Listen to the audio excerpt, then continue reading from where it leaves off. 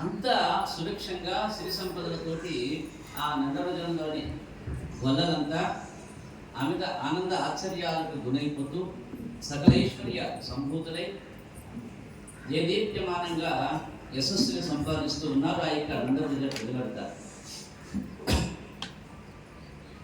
ఈ నందుడు మధురని పాలించే రాజుని సామంతుడు కావడం చేత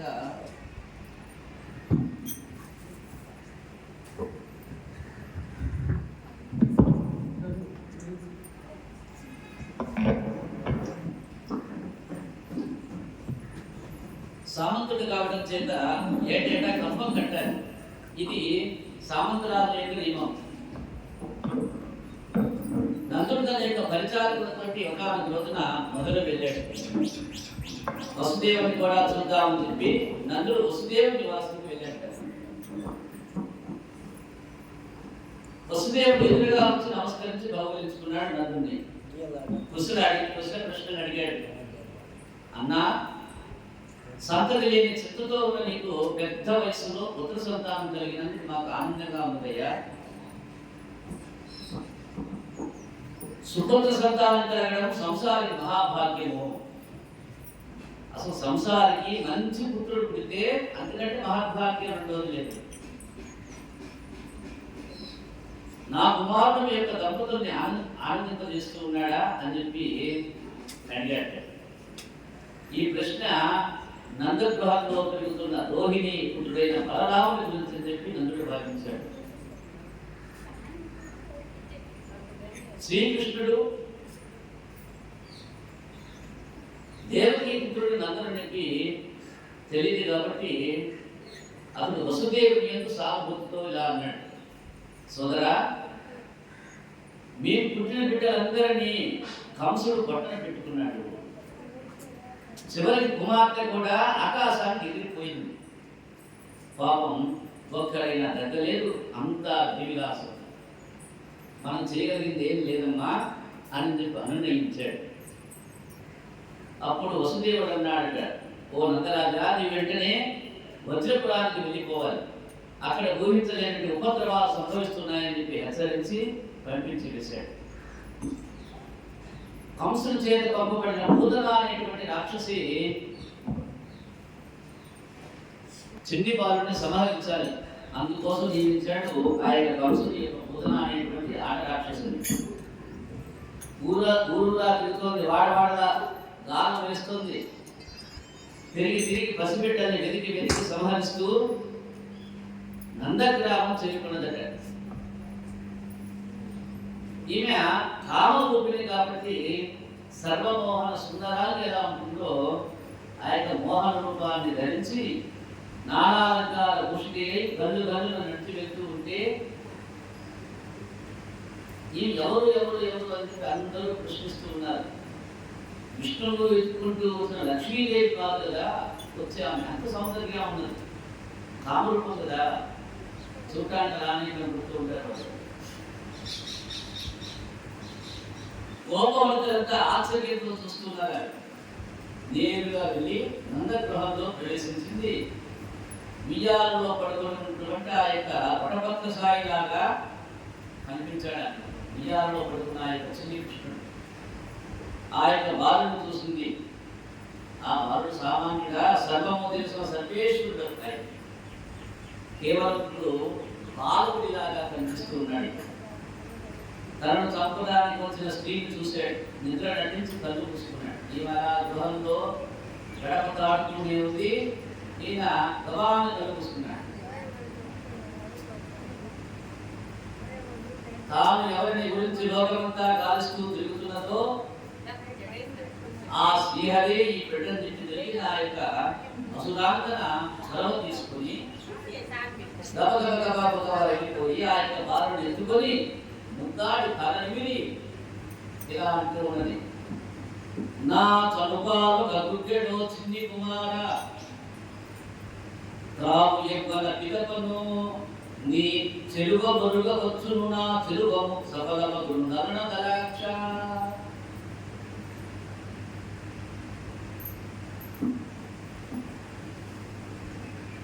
నా చనుపాలుగా గురికెడు చిన్ని కుమార నా సొంపాలు కాసిన తాగవయా వచ్చింది బాలుడా త్రాగుమీయ లభిక కను నీ తిరుగవచ్చును నీ జన్మ ఏమిటో తెలిసిపోతుంది నీకు ఒకసారి నా పాలు తాగవయ్యా నా చెరువము సఫలమగును ధనిన ద్రాక్ష నేను వచ్చిన కార్యం ఏదో దానివల్ల నేను సాధిస్తా సఫలమైపోతుంది నేను వచ్చిన కార్యం ఒక గుప్పిడి తాగరా నాయన చిన్నవాడ అని చెప్పి అన్నది. చూడటానికి అతి సుందరంగా కనిపిస్తుంది ఆ యొక్క బాలిక ఆ బాల.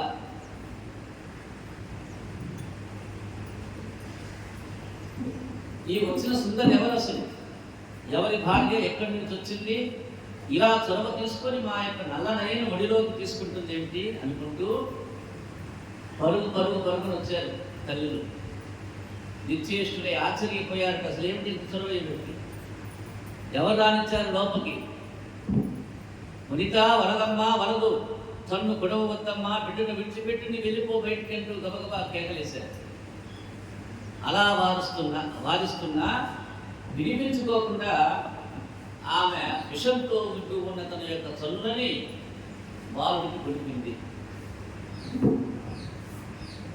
అదే తరపుగా ఆ బాలుడు 2 గుక్కల్లో ఆమె యొక్క చనుబాలతో పాటు ఆమె యొక్క ప్రాణాన్ని కూడా లాగేసేసాడు.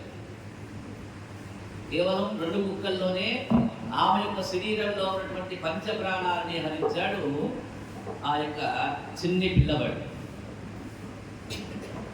అలా ఆమె యొక్క ప్రాణాన్ని కూడా పీలుస్తూ ఉంటే తటపట కొట్టుకుంటూ గిలగిల తన్నుకుంటూ విడువు అని చెప్పి పెద్దగా కేకలిస్తుంది. ఒరే విడవరా అని చెప్పి పెద్దగా వచ్చింది. అలా కేకలు వేసి కింద పడిపోయింది ఆ పుట్టన. ఆమె సుందర శరీరం వికృతమైన మహాపర్వతమై పడిపోయింది. అప్పటిదాకా ఎలా కనిపించింది? అతి సుందరంగా కనిపించింది. ఇప్పుడా పెద్ద పర్వతాకారంలాగా తయారు కింద పడిపోయింది.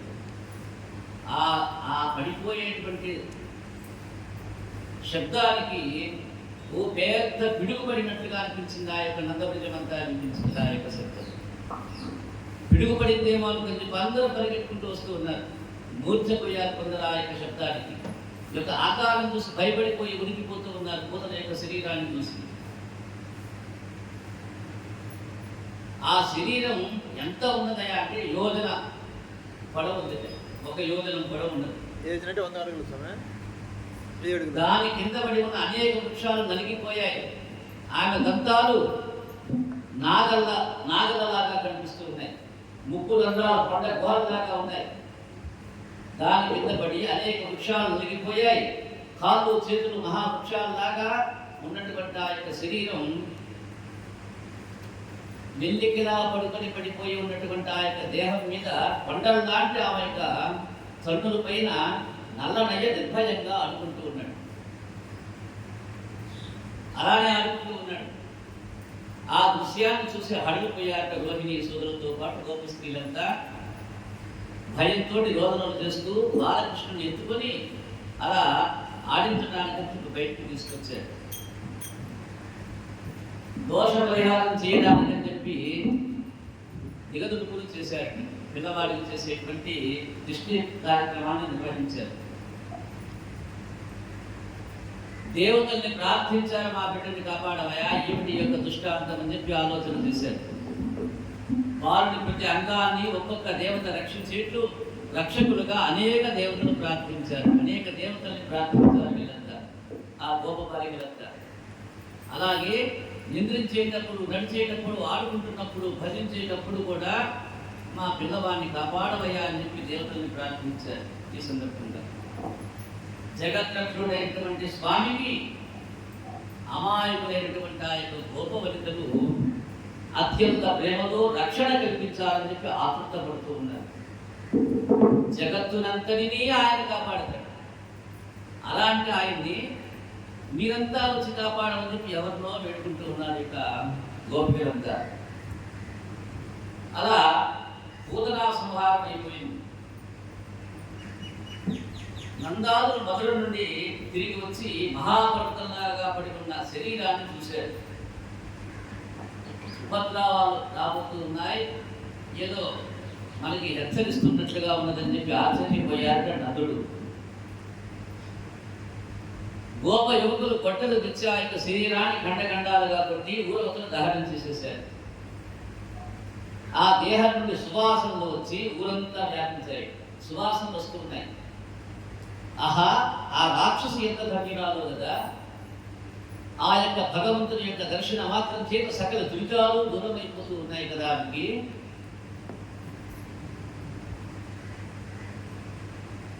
మరి ఆయన స్వయంగా ఆమె చనుబాలేదు తాగి ఆమె శరీరం మీద ఆడుకుంటే ఇక ఆమెకి ఇంకేం కావాలి? హరితన మీదంబదములు కనములు నిడి సొన్నొప్పుడి చికదిపిన మాత్రం హరి జనని భగతి పరపతి కరెను దురితములు వాసి అసురాంగనయుడు. నందుడు ఎంతటి భాగ్యం చేసుకుంటే నందుని ఇంట ఆయన పుట్టాడు.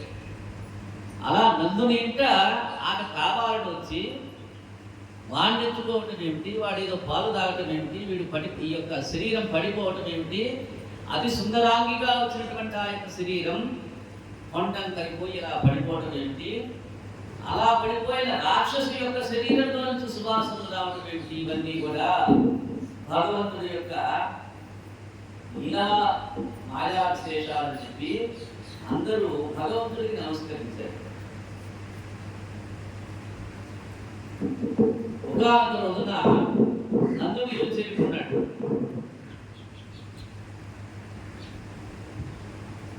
అలా ఏమి ఎరగినట్టుగా ఆయన చూస్తేనో ఏమి ఎరగినట్టు నిద్రపోతూ ఉన్నట్ట. యశోదాది గోపములు చెప్పే వివరాలు విన్నాడు. ఎంత అదృష్టవంతులయా, ఎంత గండం గడిచిపోయిందని చెప్పి అనుకుని చిన్ని కృష్ణుని ముద్దాడి శిరము మూర్కొని ముదముతో ముగ్గోటి దేవతకు నమస్కరించారు వాళ్ళంతా.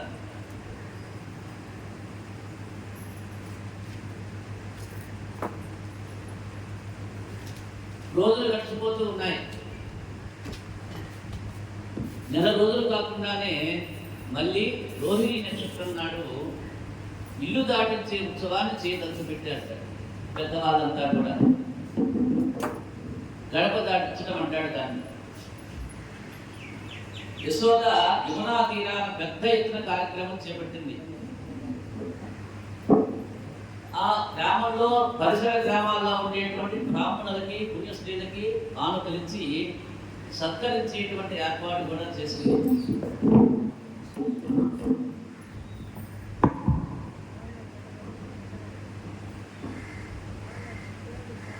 అందరికీ పుష్కాల భోజనాలు పెట్టాలని చెప్పి అనుకున్నాక ఆ యొక్క ఏర్పాట్లు జరిగిపోతున్నాయి.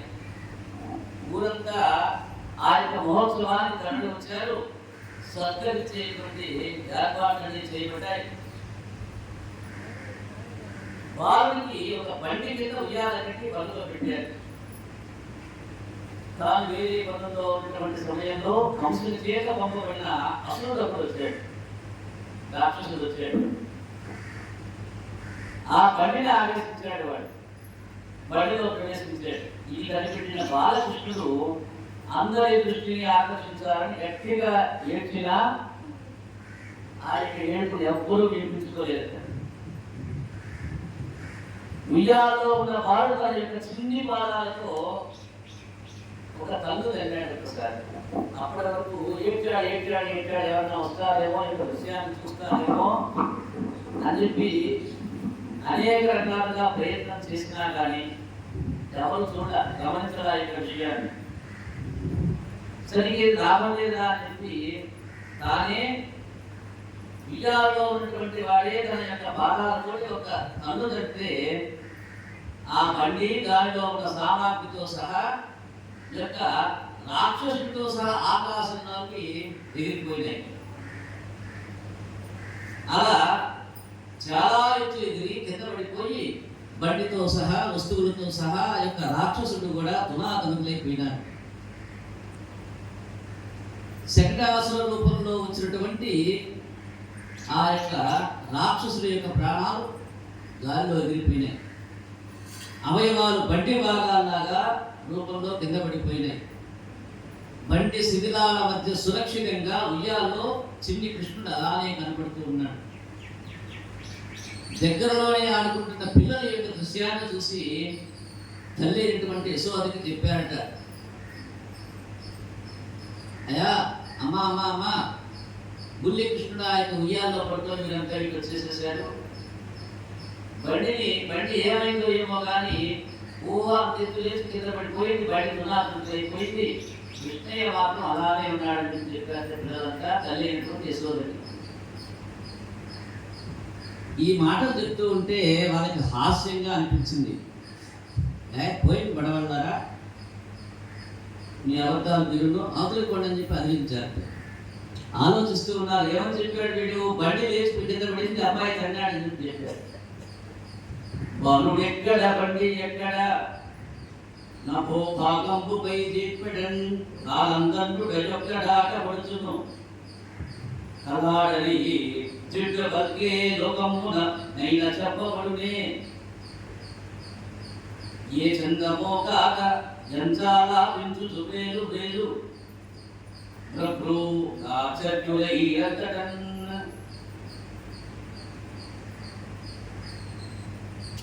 పిల్లలారా, పిల్ల వేషాలు వీడును, ఆ పిల్లాడేమిటి, బండిని తండ్రి ఏమిటి, ఆకాశానికి ఎగరటం ఏమిటి, రాక్షసుని ఉత్సాహం ఏమిటి, ఏమిటి మీ మాటలు అవసరం అని చెప్పి వచ్చారు. అంటే నమ్మల వాళ్ళంతా నమ్మకుండా హరిహాసం ఆడుతున్నట్టుగా భావించి పిల్లల్ని అల్లించి పంపించారు.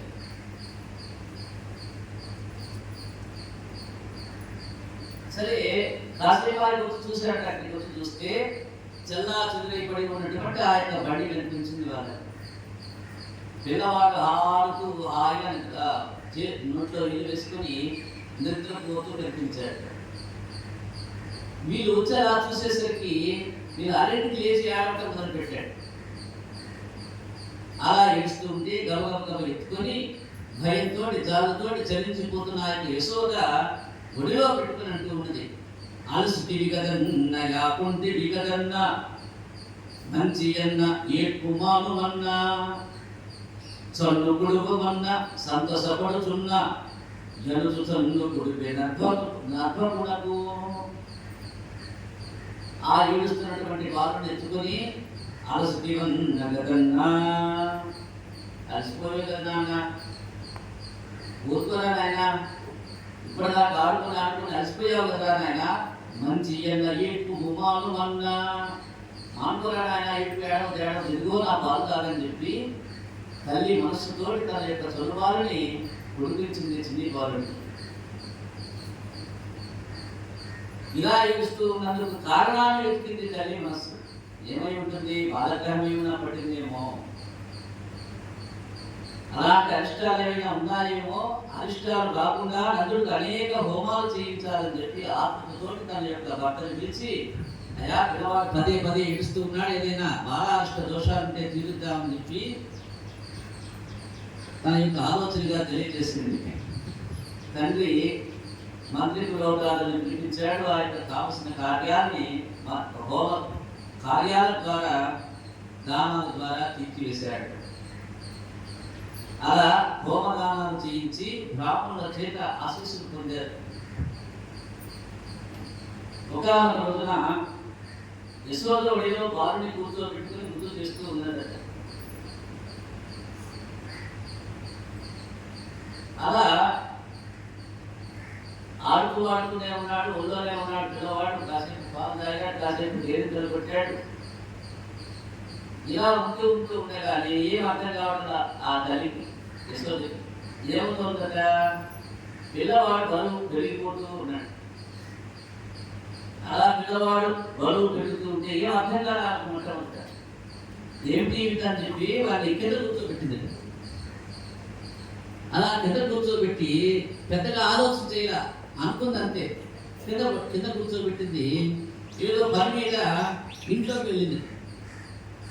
ఇంతలో కంసుని యొక్క అనుచరుడైనటువంటి కంసుడు ఏంటి ఆయన పనిగా, పిల్లవాడు కనపడాలి, వాడిని చంపాలి. బాలకృష్ణుడు ఎక్కడ ఉంటాడో వాడిని కనిపెట్టి చంపాలి. దానికోసం చెప్పి పిల్లలు అందరినీ చంపమన్నాడు. అందులో వీడున్నాడా లేదా ఎక్కడ ఉంటూ ఉన్నాడు. కంసుని యొక్క అనుచరుడైనటువంటి తృణాసురుడు అనేటువంటి రాక్షసుని వచ్చాడు ఇక్కడికి.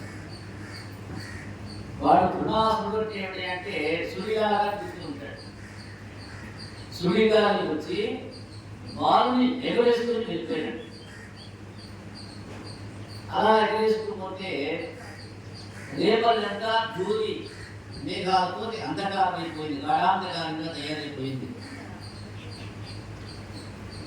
తనక్కడ వదిలి వెళ్ళి ఉన్నటువంటి బాలుడు ఏమైపోయినాడో ఎక్కడున్నాడో అర్థం కాకుండా తల్లి.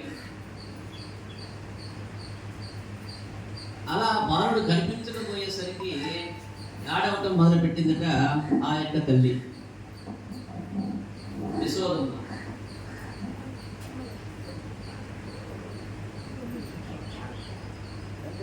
ఏడుస్తూ ఉంటే అందరూ వచ్చి కూడారు, ఏమైంది ఏమైంది ఏమైంది వచ్చారు. అలా ఏడుస్తూ ఉంటే అందరూ వచ్చి కృష్ణుని వెతకసాగారు. కృష్ణుడు మాయమయ్యాడన్నటువంటి విషయం తెలిసిపోయింది. అలా కృష్ణుణ్ణి వెతుకుతూ ఉన్నారు. తృణావతుడు బాలుని ఎగరేసుకుని పోతూ అతని బరువుని భరించలేకపోతూ ఉన్నాడు. ఎత్తుకోవడం అయితే ఎత్తుకున్నాడు. అలా తీసుకెళ్తూ ఉంటే బరువు మాత్రం పెరిగిపోతూ ఉన్నట్ట. ఇందాక యశోద వాడిని భరించలేకే కింద పెట్టింది. అయినా కానీ ఇంకా ఆయన బరువు ఇంకా పెరుగుతూనే ఉన్నాడు. చిన్నవాడు బాగా చిన్నుడు అంతటితో ఊరుకోలేదు. ఆ యొక్క రాక్షసుని యొక్క కంఠాన్ని కొట్టుకుని వేలాడుతూ ఉన్నాడు. అతని బట్టలు తీసుకుంటూ ఉంది. ఊపిరాడక కన్నులు తేల వేసి విరిగి అనుకున్నతో అసలు ఆకాశం నుండి ఒక బండరాయిలాగా కింద పడిపోయినాడు. శరీరం ముద్దయిపోయి ప్రాణాలు పట్టుకున్నా కానీ బాలకృష్ణ మాత్రం చెక్కలు చెప్పకుండా దానిపైన అలానే కూర్చొని తొక్కుతూ ఉన్నట్ట బాలకృష్ణ. సమీపని కింద పడగానే పెద్ద శబ్దం వచ్చింది, పెళ్ళులో మోగింది. ఆ యొక్క గాలి తిరుగుతూ బయటకు తీసుకెళ్ళాడు. వీడి బరువు తట్టుకోలేక వాడు చచ్చి నిద్రపడ్డాడు. కింద పడిపోగానే అక్కడ ఉన్నటువంటి స్త్రీలందరూ ఆ యొక్క పిల్లవాడిని ఎత్తుకొని యశోదమ్మకి ఇచ్చారట. అమ్మా బయట నుంచి కింద పడ్డాడండి. రాక్షసుడు చచ్చిపడి బుద్ధైపోయినా వారి చేత ఎత్తుకొని పోబడినటువంటి చిన్నారి వాళ్ళు మాత్రం సురక్షితంగా ఉండటాన్ని అందరూ ఆశ్చర్యంగా చూస్తూ ఉన్నారు. మన పిల్లవాడు ఎంత గట్టివాట, పైనుంచి నిద్రపడ్డా కానీ రాక్షసుడు ఎవడో వచ్చాడు కానీ మన పిల్లవాడి వరకు చెట్టు జరగలేదని చెప్పి అద్భుతంగా అందరూ ఆలోచించారు. మనంత అదృష్టవంతులు లేరని చెప్పి ఆనందించారు. నందుడు సంతోషంగా ఉన్నాడు. ఎన్ని ఉపద్రవాలు వచ్చినా పిల్లవాడికి ఏం కావటం లేదు. కానీ ఏ ఉపద్రవం జరిగినా కానీ ఆలోచిస్తూ ఉన్నాడు. వసుదేవుడు చెప్పాడు నాకు, ఏమని, జాగ్రత్తగా ఉపద్రవాలు జరుగుతాయి, పిల్లవాడిని సంహరించగా. కంసుడు అనేక మంది రాక్షసుల్ని నియమించాడు, వాళ్ళంతా మన పిల్లవాడిని ఎత్తుకున్నారు, జాగ్రత్త పడాలని చెప్పాడు. అదిగో ఆ యొక్క హెచ్చరికని జ్ఞాపకం చేసుకుంటూ ఉన్నాడు ప్రతిసారి. ఒకనాడు యశోద పెట్టడైనటువంటి బాలకృష్ణుడికి పాలుస్తూ ఉంది. పాలు తాగడం మాని తల్లి ముఖం వైపే చూస్తూ ఉన్నాడు. అలా చూస్తూ ఈరగా ఆవరించాట శ్రీకృష్ణుడు. అలా ఆవరించి నోరు తెచ్చినటువంటి ఆ యొక్క బాలకృష్ణుడి నోటిలోకి తల్లిలో అనుభవంగా చూసింది. మన పిల్లవాడు ఆవిస్తున్నాడు అంటూ నోట్లోకి చూసిందట ఆ యొక్క యశోద. అలా చూస్తే ఆ నోట్లో వాళ్ళకి విశ్వం అంతా కనిపించింది.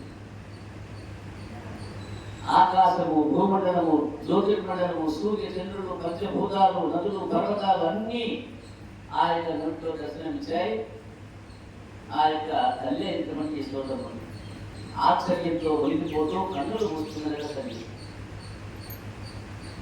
తాను సామాన్య బాలుడు కాదని విశ్వరూపుడైన వాసుదేవుడే అని చెప్పి యశోదకి అప్పటి నుంచే అనుభవం చేసింది.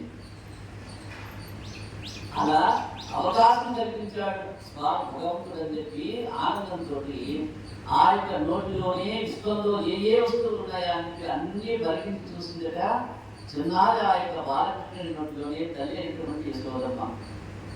అలా తల్లి అయినటువంటి యశోదకి తన యొక్క లీలలన్నీ చూపిస్తూ ఉన్నాడు కృష్ణ పరమాత్ముడు. తన నోటిలో విశ్వాన్ని చూపించాడు. నందవృజంలో పెరుగుతున్న దేవకి రోహిణుల పుత్రికలకు జాతక నామకరణాన్ని కర్మాన్ని చేసిన పని వసుదేవుడు తమ యొక్క కులగురు అయినటువంటి గర్గుడు అనేటువంటి ఆయన్ని పంపించాడు. గర్గ మహర్షి నందుని దగ్గరికి పంపించాడు. మహాప్రజ్ఞాశాలి అయినటువంటి ఆ యొక్క గర్గుని కాబట్టి నందుడు సంతోషించాడు. గురువర్య రామయ్య, మీరు భవిష్యత్తు దైవజ్ఞుడు. ఈ బాలు ఇద్దరికి కూడా జాతక నామకరణాన్ని జరపవలసిందిగా ప్రార్థిస్తూ ఉన్నాను. వారి యొక్క భవిష్యత్తు మీ యొక్క అనుగ్రహ బలం చేత ఉన్నదయా ఓ గురువర్య అని చెప్పి సాగర కార్యాన్ని గుర్తు చేసి సమయంగా వేడుకున్నాడు తండ్రి అయినటువంటి నందుడు. యాదవ కులగురు అయినటువంటి నేను ఇక్కడికి వచ్చి ఈ యొక్క బాలుల నామకరణం చేసినట్టు కంసునికి తెలిస్తే చాలా ప్రమాదం వాటిల్లుతుందయా. వీరిద్దరికి దేవి పుత్రుడనే రహస్యం బయటపడుతుంది, దేవిక పుత్రుడుగా బయటపడిపోతుంది. ఇంతవరకు నీకు కూడా వీరి జన్మ రహస్యం తెలిసి ఉండదు అని చెప్పి గర్గుడు నందుడికి అతి రహస్యాన్ని వివరించి చెప్పాడు. నందుడు అంతా గోప్యంగా జరిపేశాడు నామకరణ మహోత్సవాన్ని. గర్గుడు ఇలా చెప్పాడు, రోహిణి పుత్రుడు జ్యేష్ఠుడు, బలశాలి, అందరినీ ఆనందింపజేసే లక్షణాలు ఉన్నటువంటి వాడు కాబట్టి బలరాముడు అనేటువంటి పేరుకు సరిపోతుందని చెప్పి వివరించాడు. మొదట దేవికి గర్భంగా ఉంది, బయటకు తీసుకురాబడిన రోహిణి గర్భంలో ఉంచబడినందున సంకర్షణుడు అనేటువంటి పేరు కూడా ఇతనికి సరిపోతుందని చెప్పి తెలియజేశారు. ఈ చిన్నవాడు పూర్వం విభిన్న వర్ణాలలో శరీరాన్ని ధరించిన ఈ జన్మలో నల్లని వర్ణంతో జన్మించాడు కాబట్టి కృష్ణుడు అనబడతాడమ్మా. వసుదేవుని సుతునిగా జన్మించిన వాసుదేవుడిగా లోకాలలో పేరుపడతాడు. ఇతనికి అనేకమైన రూపాలు, గుణాలు, కర్మలు ఉంటాయి కాబట్టి వాటికి సరిపోయే అనేకమైన నామాలు కూడా ఎవరికి తెలియనట్టుగా వారు పిలుస్తారు. ఈ యొక్క పిల్లవాడిని ఇతడు నారాయణ సముడు, ఇతని వల్ల దుష్ట శిక్షణ జరుగుతుంది, లోక రక్షణ గావిస్తాడు ఈ యొక్క పిల్లవాడు. మీ అందరి కష్టాలు ఈయన యొక్క జన్మ ద్వారా పరిహారం అవుతూ ఉన్నాయి అని చెప్పి గర్గ మహాముని చెప్పగా నందుడు పరమానంద ప్రసిద్ధైనాడు. తన చిన్నారి కృష్ణయ్య సామాన్యుడు వాడు, నారాయణాంశతో పుట్టినవాడని చెప్పి తమ యొక్క కులగురు అయినటువంటి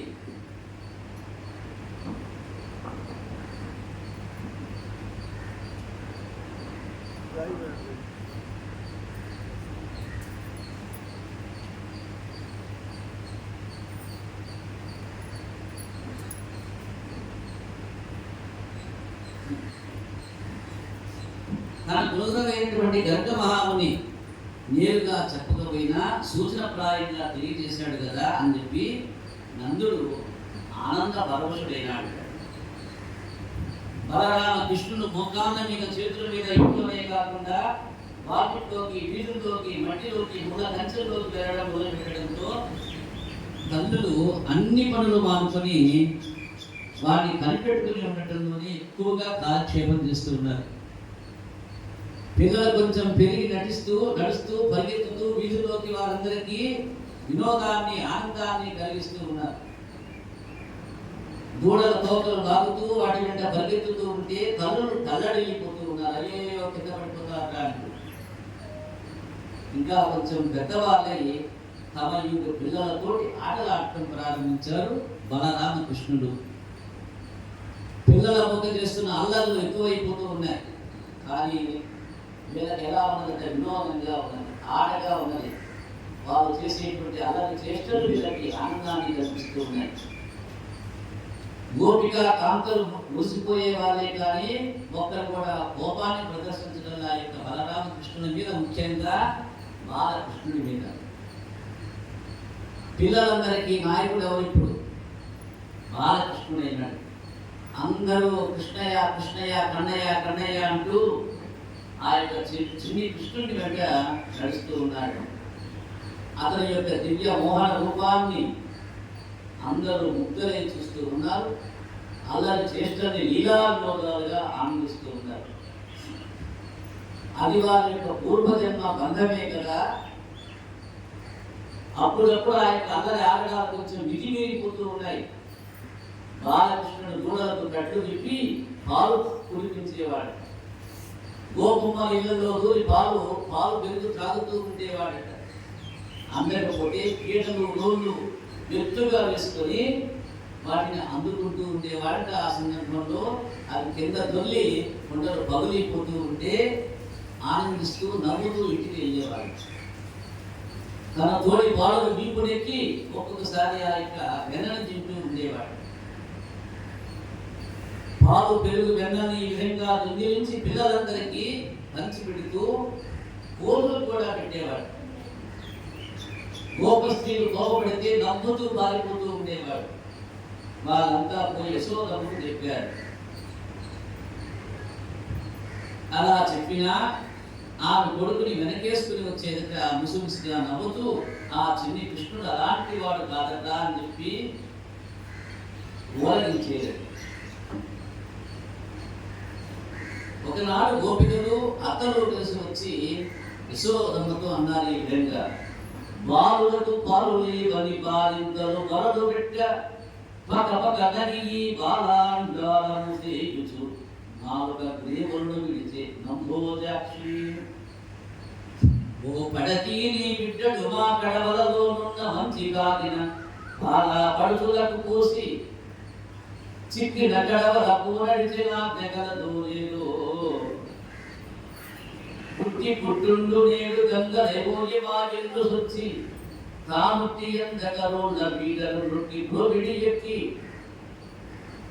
చేపెట్టె జాడకకుండా క్రిందొక పెద్ద తూట నడంచి మీ పట్టి నీ గడపాలు చేరడబట్టిట్లా వెదలోదని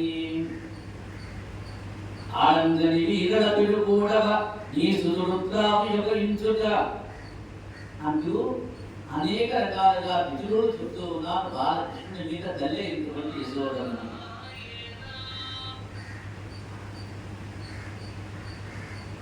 ఓయమ్మ నీ కుమారుడు మారింట పాలు పెరుగు మననీయమ్మ.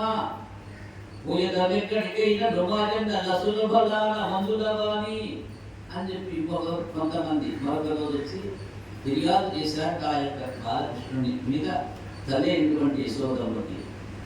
ఓయమ్మ నీ కుమారుడు మారింటన పాలు పెరుగు మననీయమ్మ. ఓయదెక్కడికైనా రుమాజన్న లసులభలాన మందులవాణి. ఓ యశోదమ్మ, మీ ముద్దుల బిడ్డడు చేసేటువంటి ఆగడాలు ఎన్నని చెప్పమమ్మా, ఏమని వర్ణించగలం. ఇంట్లోని పసిపిల్లలకు పాలు చాలటం లేదని తల్లులు బాధపడుతుంటే మీ వాడు వచ్చి గోడలు విప్పేయగా వెళ్ళి ఆవు పాలని తాగిస్తూ ఉన్నాయి అని చెప్పి ఒక ఆమె అన్నది. ఇంకొక ఆమె వచ్చింది, నీ బిడ్డడు వచ్చి మా ఇంట్లో పాలన్నీ తీసుకుపోయాడమ్మా అని చెప్పి ఇంకొక ఆమె అన్నది. తన స్నేహితులకు చేసి గడవలు తొక్కేసి వెళ్ళిపోతున్నాడే మీ బిడ్డడు అని చెప్పి ఇంకొక ఆమె వచ్చి ఫిర్యాదు చేసింది. ముట్టి అందకపోతే రోడ్లు పీటలు వేసి అప్పటికీ అందకపోతే కళ్ళతో కన్నం ముడిచి దోసులు పెట్టి పాలన్నీ తాగేశాడే మీ పిల్లడు అని చెప్పి ఒక పెద్ద ఆమె ఫిర్యాదు చేసింది తల్లి. ఇంకొక ఆవిడట వాళ్ళ ఇంట్లో మీగడ పెరుగు తినేసి పోతూ పోతూ ఒకంత ఇంటి గోడలకు పొత్తి రాసిపోయాడమ్మా. అప్పుడు గోడలే తినేసిందని చెప్పి అత్త ఆమెను కొట్టిందట అని చెప్పి ఇంకొక ఆమె చెప్పింది. వాళ్ళింట్లో నెయ్యి తాగి ఆ ఖాళీ కడుపుని మా ఇంట్లో పడేసి వెళ్ళాడే మా పక్కింటి ఆమె నేను తన్నుకున్నాం ఒక రోజు అని చెప్పి ఇంకొక తల్లి పలికిందట. వాళ్ళింట్లో దూరి వెన్న తినేసి ఎంగిలి చేసి గోడల మీద దేవుళ్ళ చిత్రాలకు రాస్తే అనగా చెయ్యొచ్చా అని చెప్పి వాళ్ళు అడిగితే నాకంటే దేవుడేవుడు ఈ యొక్క దేశంలో అని చెప్పి ఎదురు మాట్లాడాడమ్మా మీ పిల్లవాడని చెప్పి ఇంకొక ఫిర్యాదు చేసింది.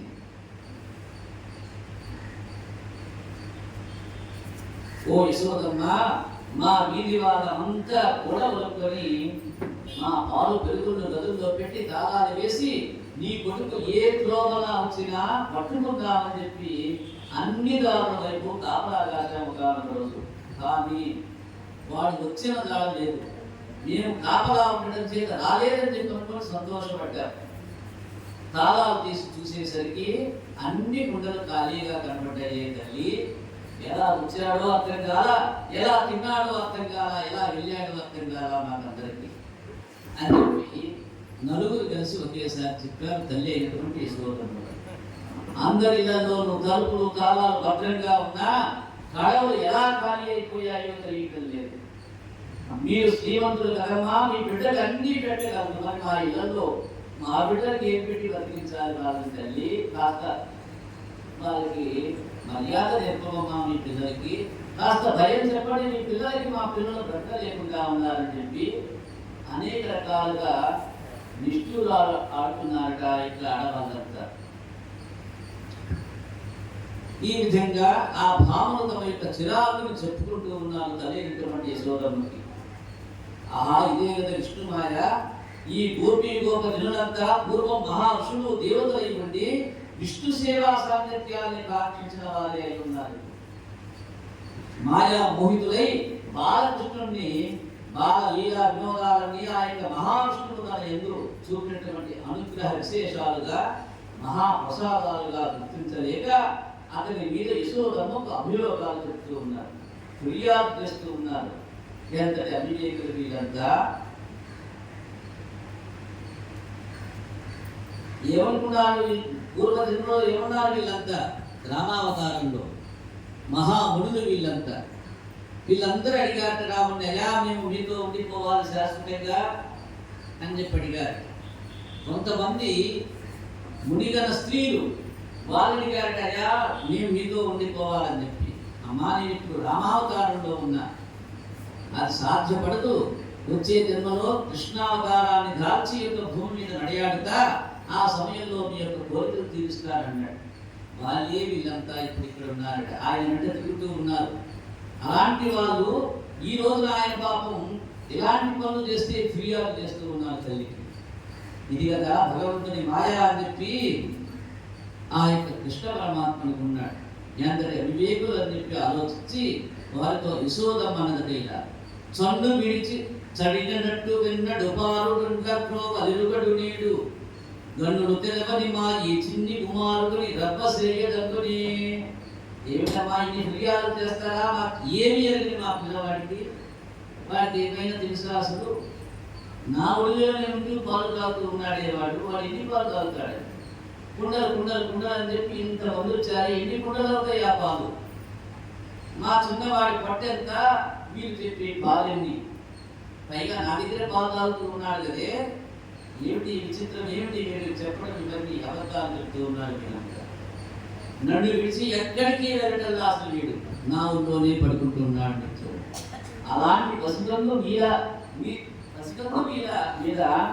ఇలాగ రట్టు చేయడం అయినా బాగుందంటే, ఓ అమ్మలారా, నా బిడ్డడు చాలా మంచివాడు, ఏ పాపం నిలబడి తనంతట తానే ఆడుకుంటాడే కానీ ఇంకే అడుగుడు మా పిల్లవాడు, వాడి మీద ఎందుకమ్మా ఇలా ఇప్పుడు చెప్తూ ఉన్నారని చెప్పి తల్లి వెనకేసుకుని వస్తుంటే చిన్నారి చిలిపి కృష్ణుడు అంటాడు, కాంతలు తల్లి దూతన వికార గొరెల్ల కనింక భీతుడై శాంతుని సొంపునంతర మసాలు నిపుంపు నకూల మాట్టి విభ్రాంతిని కైబడింజనుని భంగి కుమారు కూడకుండే.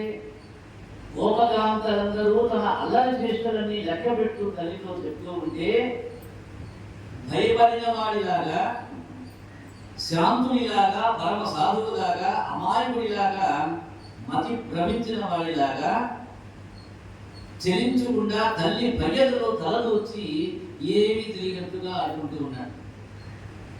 ఇలాంటి అమాయకు బిడ్డను ఏ తల్లి మాత్రం శిక్షించగలదు?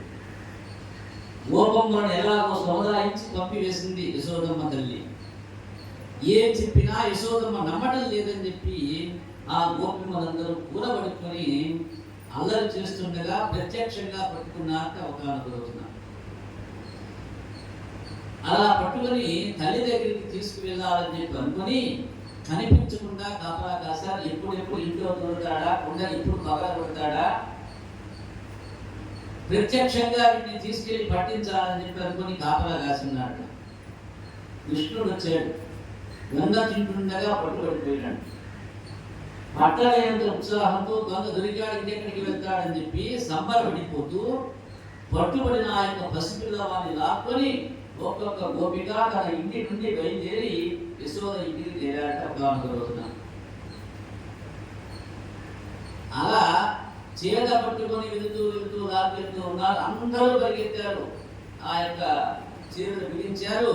ఇక ఇప్పుడేం చెబుతుందో, ఆమె ఏం చెబుతుందో చూద్దాం, వీడిని ఏం చేస్తుందో చూద్దాం అని చెప్పి ఆనందంగా అందరూ కూడా పలుకొని యశోద ఇంటికి చేరారు. అక్కడ అద్భుతం జరిగిపోయింది, ఆశ్చర్యం జరిగింది.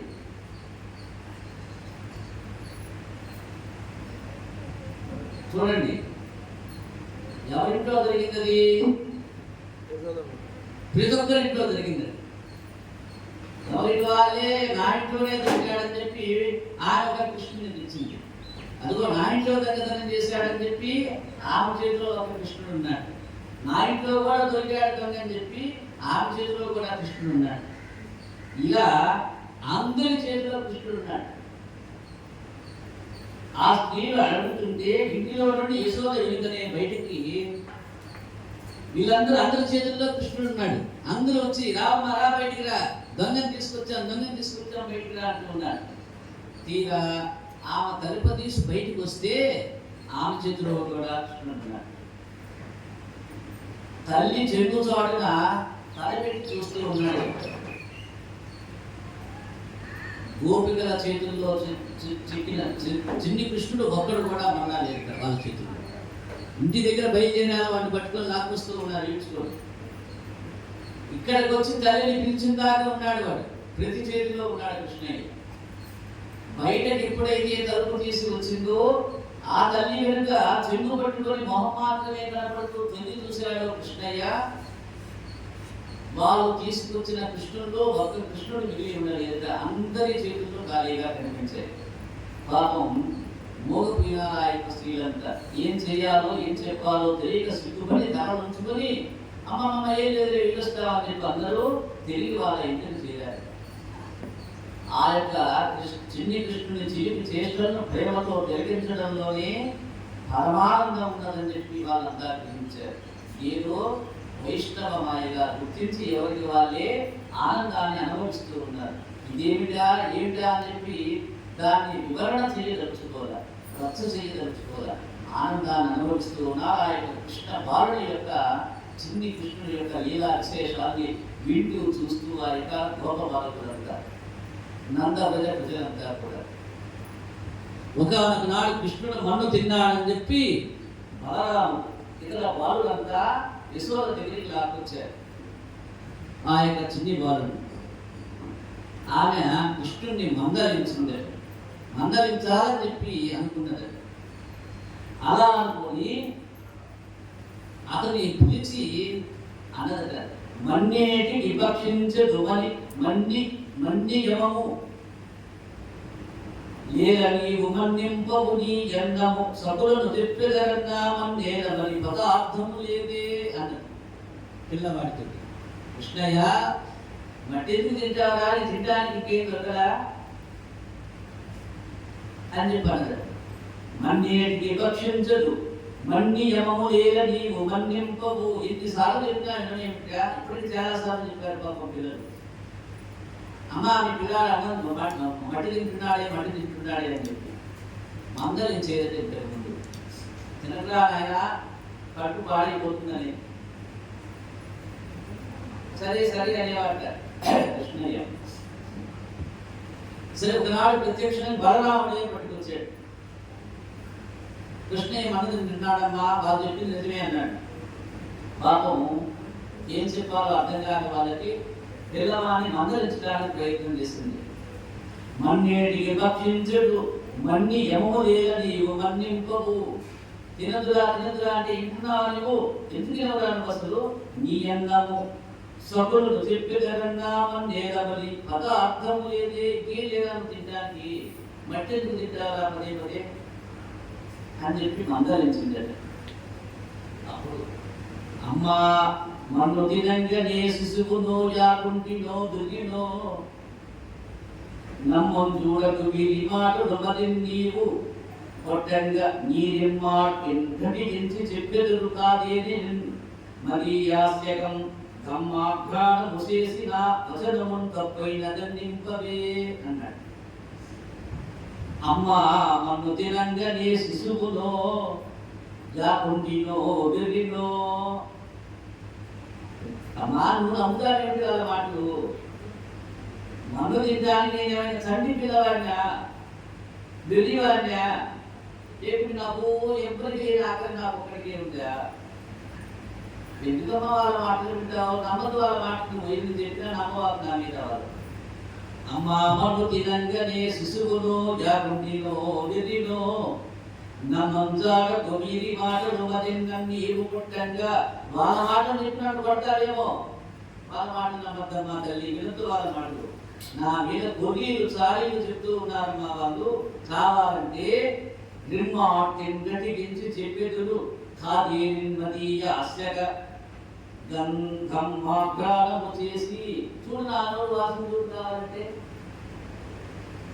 నా నోరు ప్రాణంబు చేసి నా వచనమున్ తప్పైనదన్నింపవే. ఒకవేళ నా నోరు తెచ్చి వాసన చూసి అది నిజమైతే నన్ను కొట్టు నీ ఇష్టం అని చెప్పి ఏమి తిరిగి వాళ్ళలాగా నిలబడి ఉన్నారు. ఆ ముద్దులకే మాటలతో తల్లికి చెప్పి లీలామాంస బాలుడైనటువంటి ఆ యొక్క పరమాత్ముడు తన యొక్క నోరు తెరిచి చూపిస్తే ఆ లితాన్ని కనుగొని బాలుని ముఖమందు గలది పర్వతవల భూగోళ సింధరణి ఈసిసిని దిక్పాలకాది కరండంపైన బ్రహ్మాండమున్న. అలా నా నోట్లో మన్ను లేదే, కావాలంటే వాసన చూడమని చెప్పి నోరు తెరిచి ఆ యొక్క తల్లికి చూపించి నిలబడితే ఆ లితాన్ని కనుగొని బాలుని ముఖమందు జలది పర్వతవల భూగోళ సింధరణి ఈసిసిని దిక్పాలకాది కరండంపైన బ్రహ్మాండమున్న. ఏం కనబడింది తల్లికి? మీరు చెప్పిన విధంగా మట్టి కనపడాలి, కానీ ఆ యొక్క చిన్నారి బాలుని చిన్ని నోటిలో యశోదాదేవి చూసింది ఏమిటయ్యా అంటే ఆకాశము, దిక్కులు, చంద్ర తారకులు, జ్యోతిర్మండలాలు, పర్వతాలు, దీపాలు, సముద్రాలు, భూగోళాలు, వాయువు, అగ్ని, సర్వభూతాలను చూసి చెలించిపోయిందట తల్లి మనసు. మట్టి తిన్నాడని చెప్పి ఫిర్యాదు చేసిన తన దగ్గరికి వచ్చిన తన యొక్క చిన్ని బాలుని నోటిలో ఏమేం చూసింది తల్లి అంటే ఆకాశము, దిక్కులు, చంద్ర తారకులు, జ్యోతిర్మండలాలు, పర్వతాలు, దీపాలు, సముద్రాలు, భూగోళాలు, వాయువు, అగ్ని, సర్వభూతాలను చూసి కలయో వైష్ణవమాయో ఇతర సంకల్పార్థమో సత్యమో తలపరండేదగయన్నదానినో యశోదాదేవిగానో పరస్థలమో బాలకుడెంత ఇతని ముఖస్తంభై యజాండంబు ప్రజ్వలమయుండటకేమి హేతువో మహాచర్యంబు చింతింపగన్. అయ్యయ్యో ఇదేమిట్రా, ఇది కళా వైష్ణవమాయ లేకుంటే ఇతర యొక్క సంకల్పము సత్యము అసలు నాకు ఏం అర్థం కావటం లేదు. పరస్థలము నేను ఎక్కడున్నానో ఇంకో గ్రహంలో ఏమైనా ఉన్నానా? వారు కుడెంత ఈత నిముఖ స్తంభై యజ అండంబు ప్రజ్వలమై ఉండటకేమి హేతువో. ఏమిటయ్యా ఈ నోట్లో చూస్తే విశ్వమంతా నాకు కనపడుతుంది, అసలు దీనికి కారణం ఏమిటో నాకు అర్థం కాకల్లా. మహా ఆశ్చర్యం చింతింపగన్. బాలమాతృడ కుశలీయుడు నిముఖమునందు విశ్వమెల్లనెట్లు వెలసియుండు వారు కంకిడితడు భాసింతుడు గాని సర్వాత్ముడాది విష్ణుడగు నిజము. ఏ మహాత్మ వర్ణని విశ్వరూపంబు కావబడిన బుద్ధి కంపమయ్యన మహాత్మ విష్ణునగిల లోకధారు ఆర్తులెల్లవాయనాశ్రయింతు. నా మగడు నేను గోగులు నీ మందయు గోపజనుడని బల్వాని నన్నే మన్నున్న నిజముగని. ఓహో ఏమిటి అద్భుతం, ఏమిటి ఆశ్చర్యం! నేను చూస్తున్నదంతా సత్యమా లేక స్వప్నమా? లేకుంటే ఇదంతా విష్ణుమాయయా? లేక ఏదైనా విచిత్రమైన భ్రమణను ఆవేశించిందా, లేక నా ఆలోచన శక్తి లోపించిందా? నాకు నేను యశోదాదేవిని కాదేమో, నేను నా ఇంట్లోనే ఉంటున్నానా, లేక ఏదైనా ఇతర గ్రహంలో ఉన్నానా? ఈ బాలుపడే పాటి వాడు ఇతని నోట్లో యొక్క బ్రహ్మాండం అంతా ప్రకాశించడానికి కారణం ఏమిటి? చూస్తుంటే ఎంత ఆశ్చర్యంగా ఉంది. ఇతడు బాలుడిగా కనిపిస్తున్నాడు కానీ నిజంగా సర్వాత్ముడైనటువంటి ఆదివిష్ణువే. ఇతని నోట్లో నా భర్త, నేను, గోవుల మందలు, గోపజనాలు అందరూ ఉండటం చూసి కొంచెం ఏమపడ్డాను. కానీ నిశ్చయంగా ఇతడే మా బాలుడి సర్వేశ్వరుడమ్మా. ఏ మహాత్ముని విష్ణుమూర్తిని, నా భవబంధ విముక్తిని, మహాత్ముని వల్ల యొక్క విశ్వరూపాన్ని దర్శనమై బుద్ధి ఆనంద సంప్రదాచార్యంలో కనిపించిందో, అఖిల లోకాధారుడైనటువంటి ఆ యొక్క మహాత్ముని విష్ణుమూర్తిని నా భవబంధ విముక్తికి ఆశ్రయిస్తున్నానని చెప్పి ఆ యొక్క చిన్ని కృష్ణుడిని ప్రార్థించిందట తల్లి అయినటువంటి యశోదమ్మ.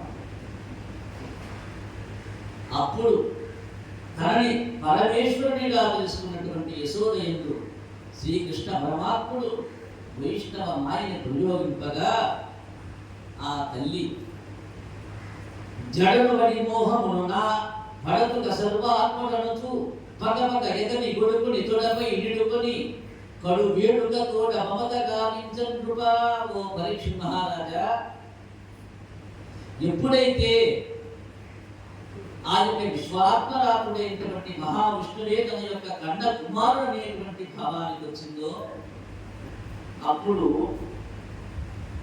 కృష్ణుడు తన యొక్క విశ్వరూపాన్ని గ్రహించగానే మాయ ఆవరించగా యశోదమ్మ మల్లా మోహంలో పడిపోయి కృష్ణుడు సర్వాత్మకుడు అనేటువంటి విషయాన్ని పూర్తిగా విస్మరించి అతన్ని కొడుకా చెప్పి తన యొక్క ఒడిలో పడుకోబెట్టుకుని మమకారంతో మునిగిపోయి ముద్దులు చేసి పాలిపటం ప్రారంభించిన తల్లి మల్లా యశోదమ్మ. జగదీశ్వరునకు చర్నిచ్చు తల్లిగా నేమి నోము నోచయా యశోద, పుత్రుడను సునతని పోషించు తండ్రిగా నందు నేమి చేసేది ఆత్మ అని చెప్పి అడిగాట శ్రీశుకుడు. అసలు వాళ్ళకి ఆ భాగ్యం ఎలా కలిగిందయ్యా? పరీక్షిత్ అడిగాడు శ్రీశుకుడిని. అలాంటి ఆ యొక్క భాగ్యం వాళ్ళకి ఎలా కలిగింది?